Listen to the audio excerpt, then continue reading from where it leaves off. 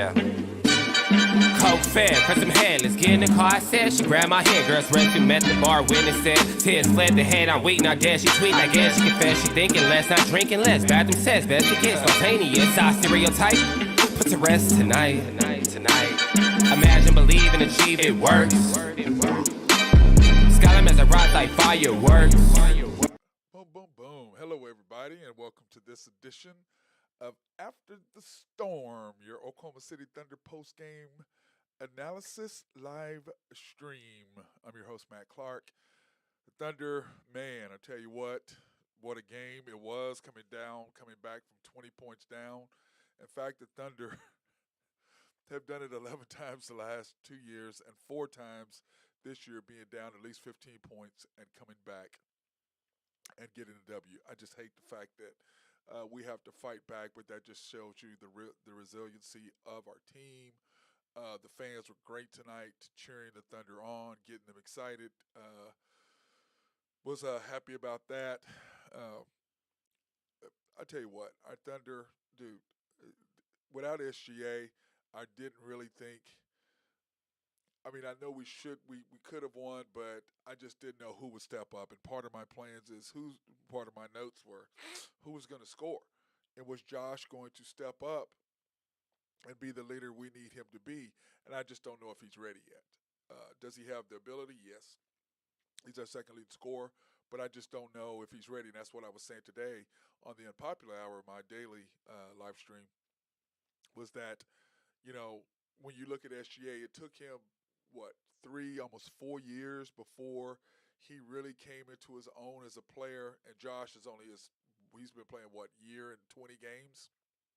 So I think that you give Josh 2 more years, which means SGA will be really, really rolling in his game. And then Josh will be starting to come into his own. You got to figure J-Dub will be coming to his own by then. We have a really, really nice nucleus of some younger players who will be maturing into veterans, if that's really what you want to call them. It's just exciting to see the Thunder. But the Thunder do improve to 9-13. The Spurs are 6-16, 9 straight, 1-15 in November. Now, if somebody would told me a Greg Popovich team would be 1-15 in the month of November, I'd say you're out of your mind. They would lose 9 straight. Everybody goes on these streaks. 9 is a lot, but usually you're going to go on a 2-game losing streak or maybe 3. But for the most part, you don't really go more than a couple games. If you're a really, really good team, you're going to find a way to win, especially it's hard when your schedule is pretty favorable for you. You don't have really games where you're going to go 4 tough games in 6 nights. You might have 4 games in 6 nights or 6 games in 9 nights or 8 nights or 9 nights, but you're going to have maybe 3-3 or 4-2 tough, but you're going to have a couple of easy ones mixed in there just simply because. Now the Thunder are getting ready to go on a 5-game road trip, which we'll talk about that. I guess, we'll talk about that in a minute, what their schedule is going to be. It's not going to be easy for the Thunder coming up on this 5-game road trip, but we are young, we are resilient, we got to get SGA back, and glad that he could take some time off, get some rest, and we still pick up the W at home. But tonight, the Thunder started off. We had J-Dub, Josh, Dort, Robinson, Earl, and Poku starting the game. I like that lineup. I like all of those guys because that's my lineup. If you don't have SGA, you can take out J-Dub or you can take out Robinson, Earl, and I like to throw Wiggins in there. For some reason, he's in the coach's doghouse. I don't know what the situation is, but he's in the doghouse, not playing a lot. I mean, you go from starting to not playing. But once again, we're not at practice. I'm not at practice. And when you're not at practice, you can't really judge what someone is doing or not doing or what's going on because you're not there. So you don't know if there's disciplinary action. You don't know if he's acting out. You don't know if he's just not playing well.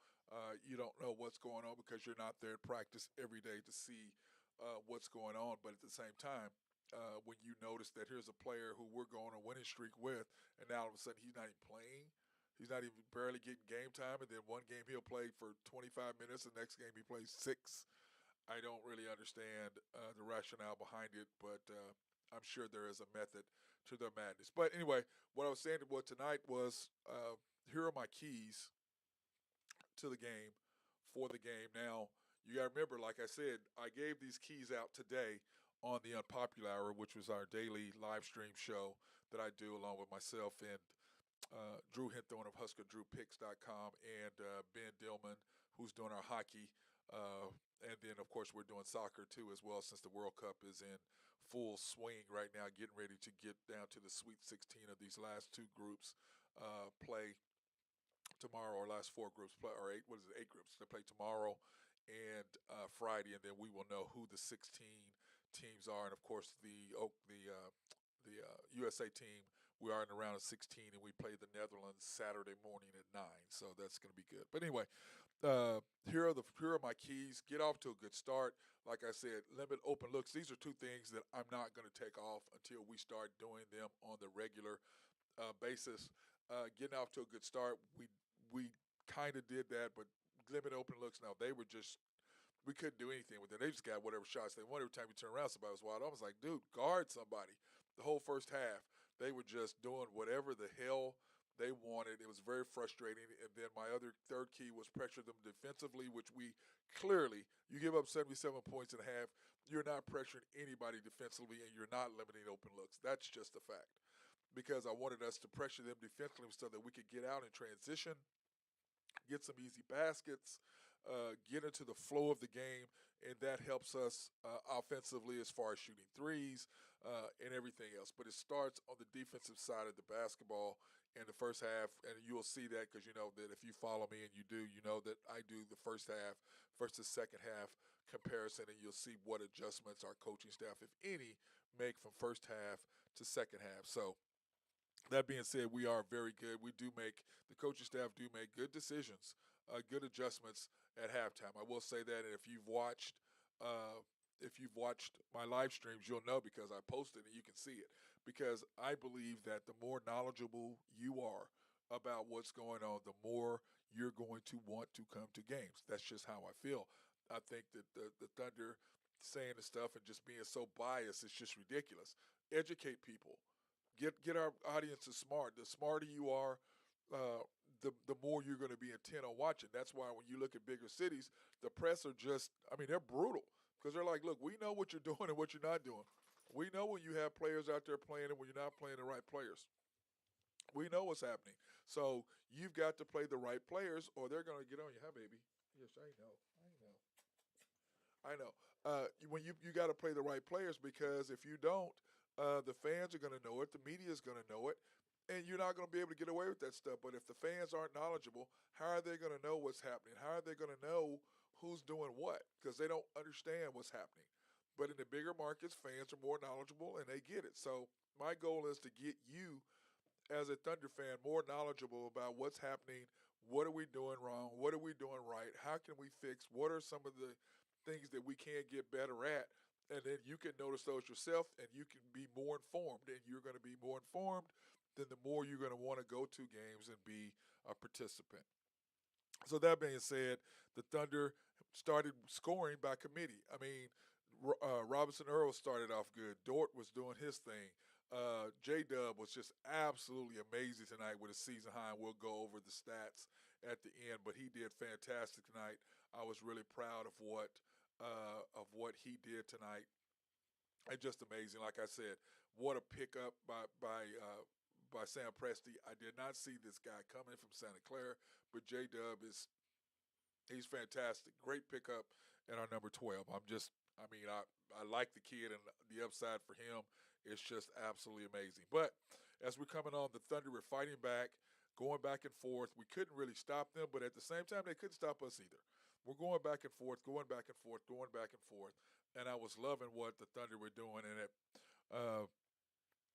we're sitting here with a minute 28. You've got J Dub, Poku, Jang, Isaiah Joe, and K Will in the game. And I will say this, Poku, he is just fantastic in transition. And that's why I was thinking that he doesn't really fit with the Thunder because I listen to the broadcast and they talk about how we want to run. We don't run. We're a half court offense. What are you talking about? We score a lot of points simply because SGA is averaging 30 and you're 116. And then once he gets the rolling, it's just a lot easier for everybody else to get in groove and get in transition or be able to knock down shots because there's no pressure on them. It's only when we have pressure on those guys is when they start messing up, and that's what I was worried about tonight. But Poku played great. Jang played really good. K. Will did not do bad. I'm glad he took 0 threes, which I couldn't believe, because I was bitching about him. And Trey Mann, I'm on Trey Mann to shoot less threes. At the end of the game, he's firing up a three. Dude, we're up two. We need a basket, not some step back, sidestep three. Dude, go to the hole. And it just frustrates him. He just wants to be a 3-point shooter so bad, but that is clearly not what he does. So, first quarter stats. Here they are. Let me see if I can find them. I can't even find them. What the hell am I doing? First quarter stats. Thunder gave up 35 points to the Spurs, which, like I said, I mean, we just couldn't guard anybody. I'm like, get and guard somebody. Limit the open looks. Find somebody. Keep them in front of you. Do not give up easy looks. Do something. But the Thunder just couldn't do it. You can see where the Spurs were 4 for 10 from three, shooting 60%. 60% from the field. 10 rebounds, 20 pips, which are points in the paint, one turnover, and then, of course, Oklahoma City 3 for 10, 39%. Just not shooting good. But on the other side of that, our offensive rebounds really just kept us in the game. Our points in the paint 16, where the reason why we were doing anything is simply because we were just dominating and getting scores in the paint. But we only had 2 turnovers, but they only had 1. That is not what I was talking about defensively. I wanted us to come out, stop them defensively, get some easy baskets, and that didn't happen because we weren't turning them over. Bench scoring, the Spurs 6, the Thunder 14. And, part of what I was thinking, a part of what was bothering me about that is that I wanted the Thunder to come out and do some things and stop them, and that clearly did not happen in the first half or in the first quarter. And so the second quarter we come out and it was basically the same type of thing that was the first quarter. Sorry about that. The second quarter, but we started out with J Dub, Jang, K Will, Man, and Poku. And I'm just going, okay. This is an interesting lineup. I'm not a fan of the lineup when you do K Will and Man. I don't really like them together simply because of they just have a tendency to fire off each other and shoot a bunch of threes. That did not happen today. Kendrick Williams was very good at controlling that, and I was very happy to see it. But once again, Poku on the offensive boards, J-Dub on the offensive board, Poku, it just Jang. It was great. Offensive rebounds kept us in the game. And then all of a sudden they start stretching it out on us. And we just couldn't get any stops. We just couldn't get any stops. And it's just one thing after another, easy score after easy score. And I'm just going, well, somebody freaking guard somebody. Can somebody go knock him in the stand? Something. Give me a flagrant. Do anything to keep these guys and get them out of rhythm. But that did not help. And they were just on a roll on us. And there was just not a lot they could do. They went on a 16-6 run on us.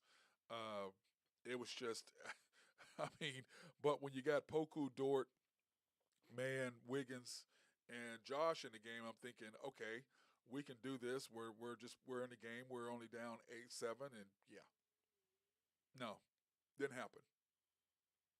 Didn't happen. They went on a run. We couldn't help it. We couldn't do anything about it. We couldn't do anything about it. It was very frustrating for me. Uh, and it just was. I look at it and I'm going, dude, doesn't matter what lineup you put in there, doesn't matter who you have in there, there's just absolutely nothing we could do to stop these guys. They just did whatever the hell they wanted to do to us, and there was just nothing we could do. They scored at will. They were taking us to the hole. We weren't boxing out. They were getting easy tip backs. They were going to the hole. We couldn't stop them from driving. Couldn't get a hand. I'm just going, God dang, man. Whose team is this? The one thing that we could hang our hat on as a group is our defensive uh, resiliency and our willingness to run all over the court and guard every position. That's the one thing that the Thunder could do, and the one thing that you could hang your hat on is defensively we were going to stay in the games, and that did not happen. That 16-6 run just killed us. And then, of course, at halftime, I'm just looking at the score going, dude, we're done.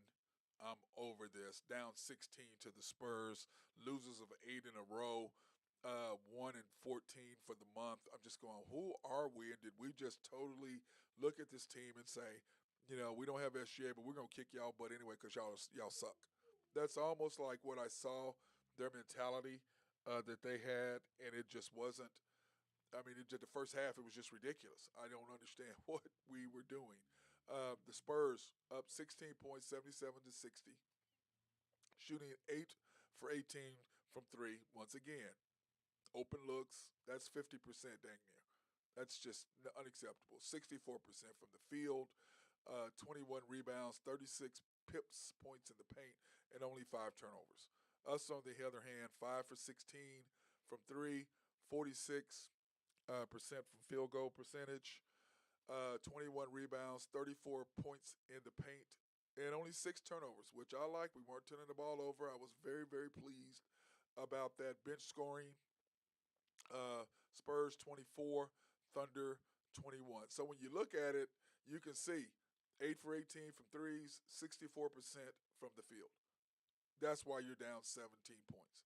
And once again, can I remind you of what my keys to the game were? Get off to a good start, limit their open looks, pressure them defensively so that we can get out in transition. Those were my keys to the game.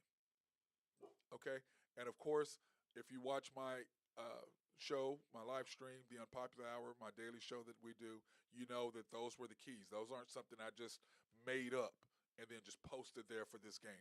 Those are keys that I had for this game that the Thunder just could not see. And it was just so frustrating for me to watch the game and watch what we were doing. I'm just going, who are we?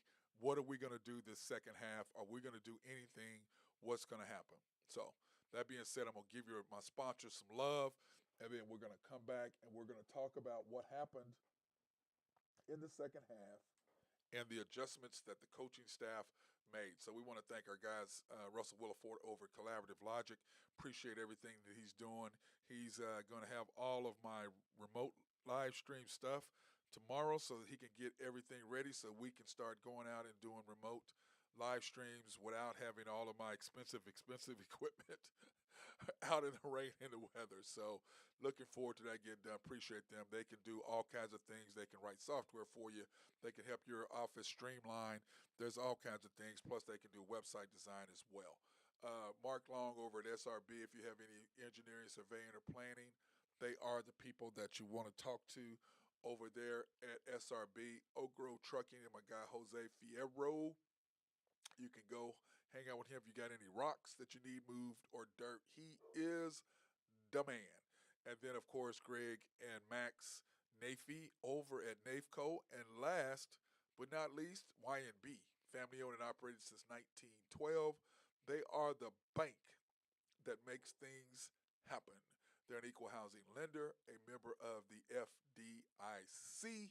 And if you want to pre-qualify online for any personal or business loans, cars, boats, houses, RVs, whatever, or buying property, land for your business, or buying buildings, they are the people to talk to.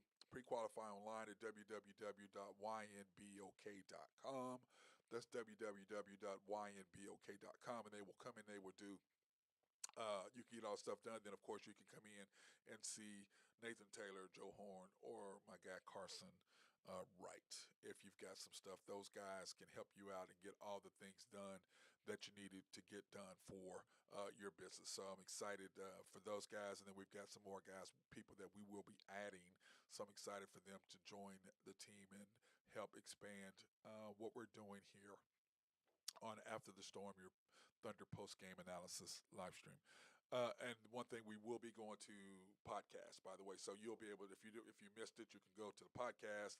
You'll be able to do it that way, or you can watch it on Facebook, or you can go to YouTube and search After the Storm dash OKC Thunder. It will pop up. So subscribe, hit the like button, and notifications. And every time we come on, it will pop up so that you know that we're on. And you can do the same thing for the Unpopular Hour with Matt Clark.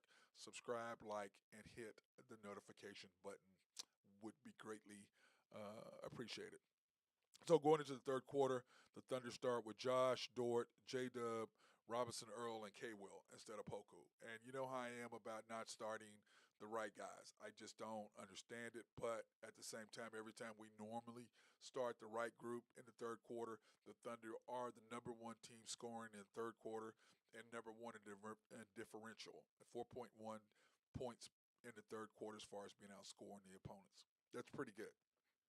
So anyway, the Thunder, of course, boom, come out 9-3 start, 9-0 runs, a 9-3 run over to start the game, start the third quarter. And you can just see this is the Thunder we were looking for. You're getting off to a good start.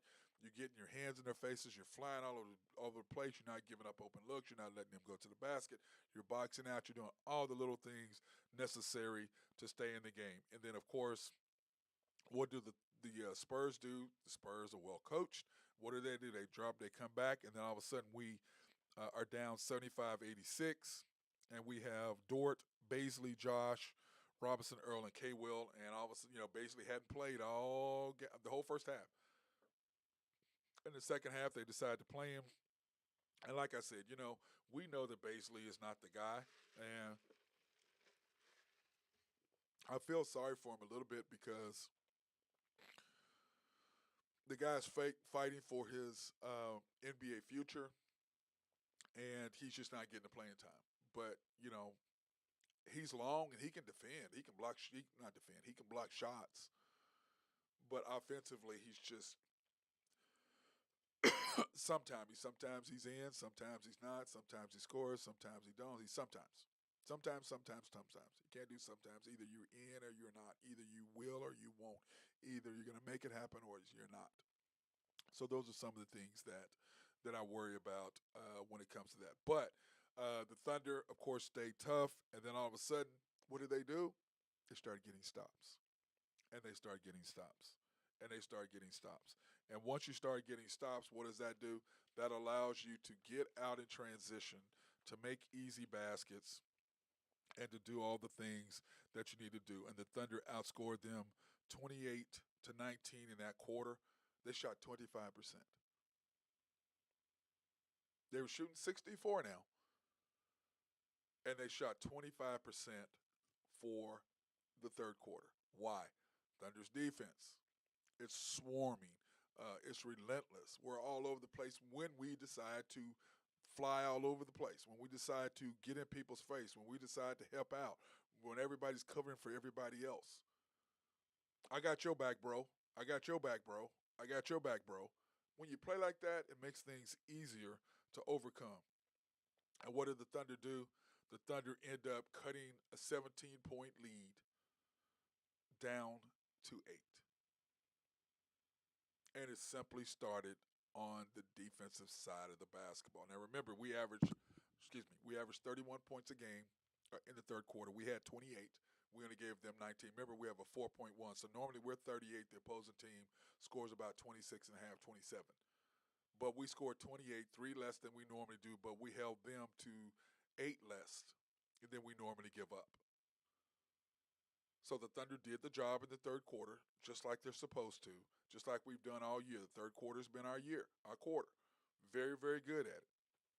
And you can see when you come down and you look at our third quarter stats, the score at the end of the third quarter was 96-88.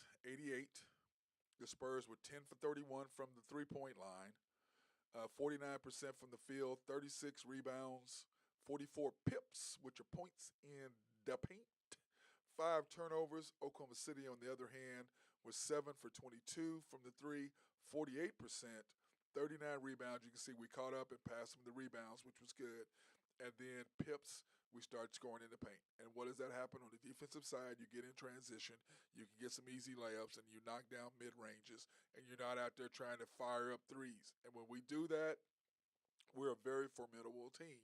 But when we get out there and we've got those guys who think they can shoot threes and can't, and all of a sudden we're shooting a bunch of threes, uh, you know, it's just not who we are. We're not that good enough to do that. But you've got guys who think that we're a 3 point shooting team, and we're just not. You can't shoot threes, dude. Knock down mid range. The object is to score. The team that outscores the other team wins the game. So the Thunder, look at that. They were shooting 64%. They're now down to 49%. And it starts on the defensive side of the basketball. What were my keys again?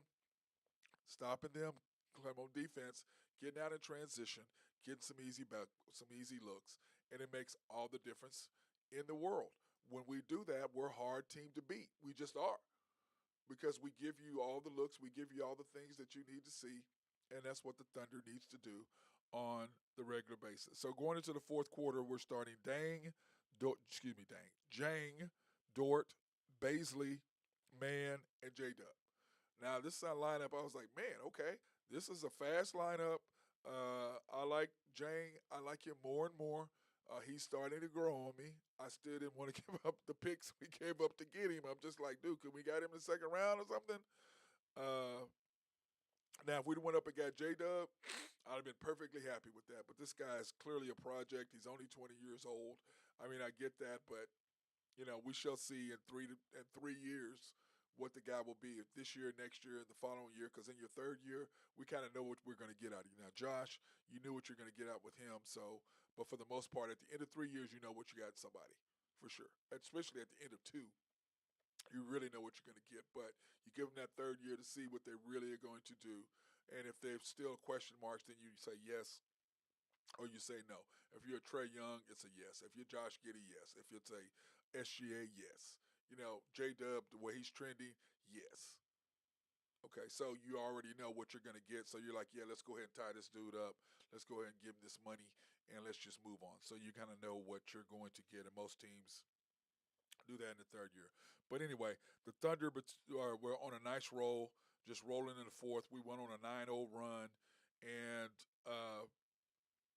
you know, the thing that I like to see with the Thunder and what they were really doing, uh, it's just our energy. And a lot of that is the fans.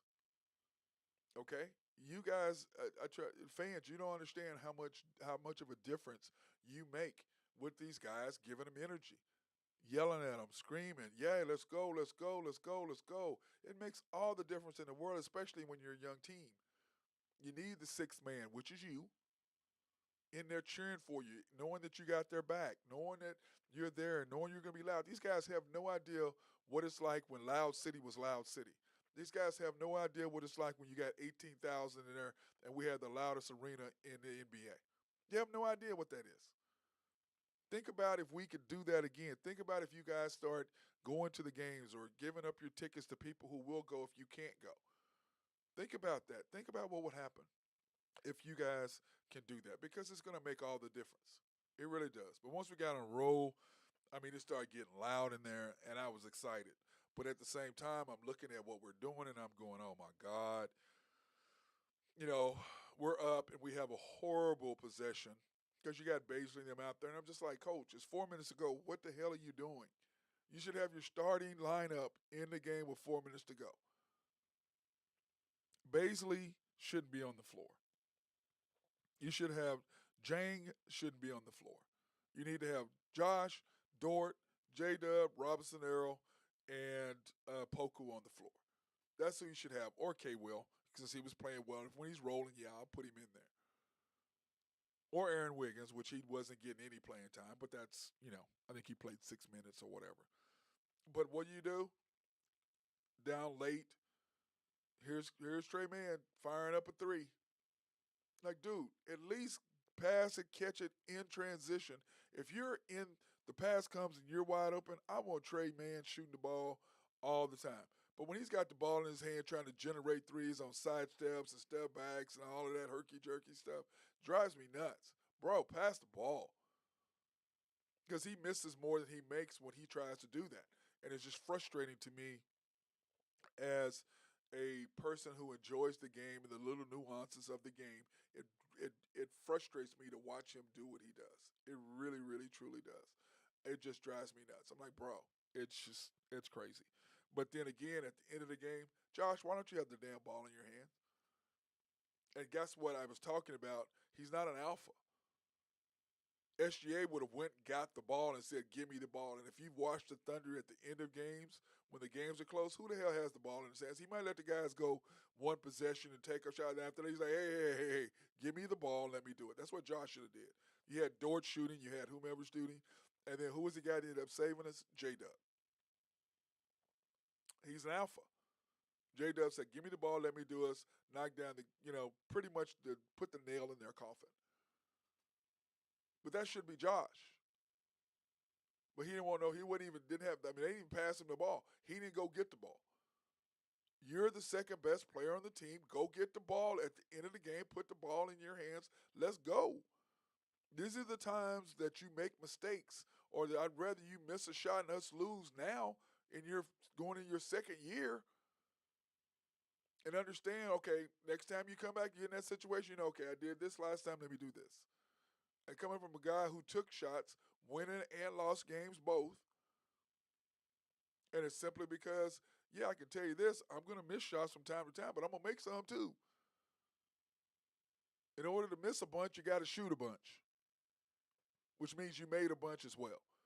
And so that frustrated me not having Josh going in there, going to get the ball. I got in my notes, Josh, go get the ball. That's in my notes. Right there. Josh, go get the ball. And it frustrates me because he's just not an alpha. He's just not. And he has the ability, because can't nobody. He wants to go to the basket. He shoots that little teardrop. It's just brutal. Or he can go all the way to the basket because he's 6'7", long arms, athletic as hell. But he just doesn't have that gene, that mentality yet. I don't want to call it a gene. He doesn't have the mentality yet. He may have that gene and then it's recessed and it needs to be brought out. But here's a situation where you do that.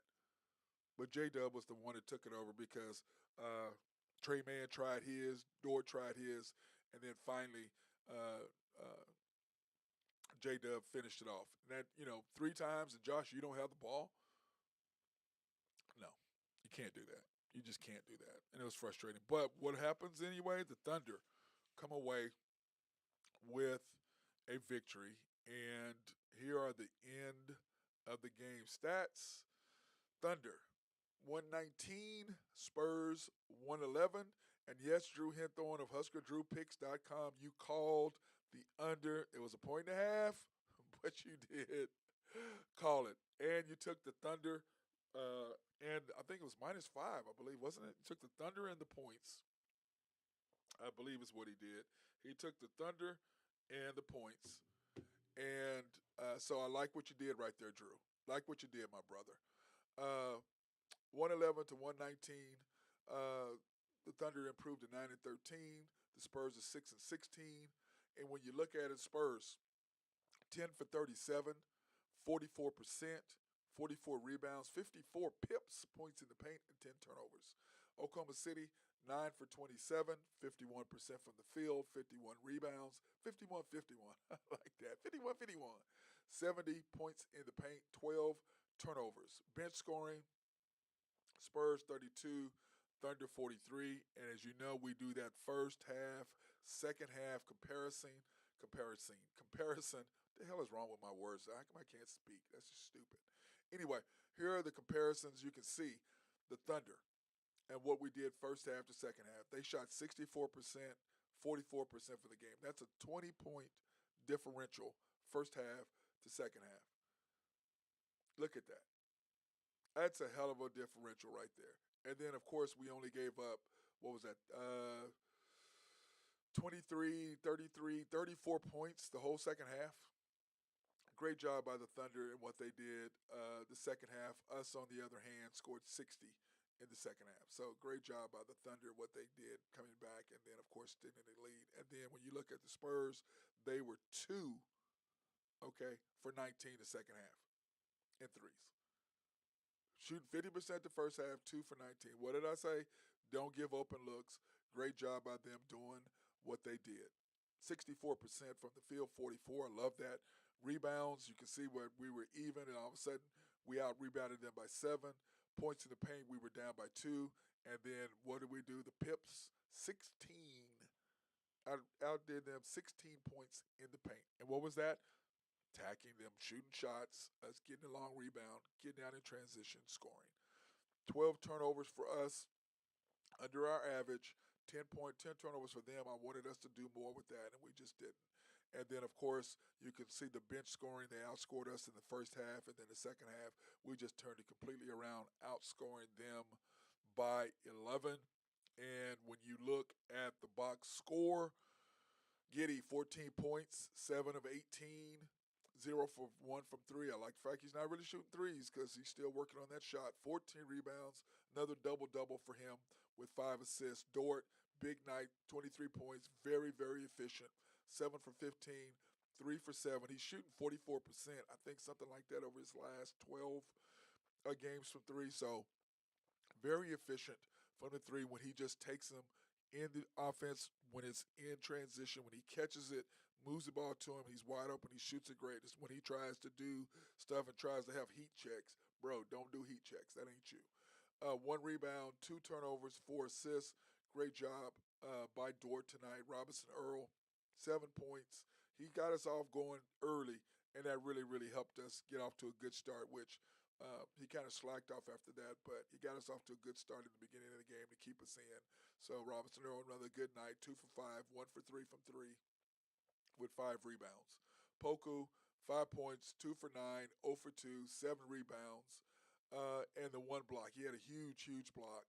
And, of course, Dort had 2 blocks, which, he's one of the best defensive in the league. He needs to block more shots when given the opportunity.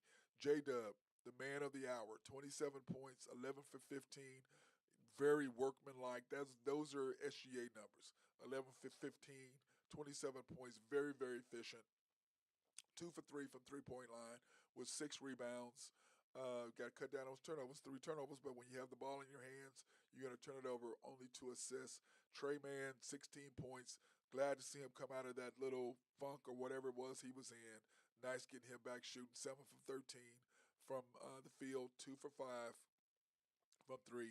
Not bad. I'm going to take it. Not bad percentage for him. Wants him to. I like the fact that he's not taking 10 shots or 12 shots.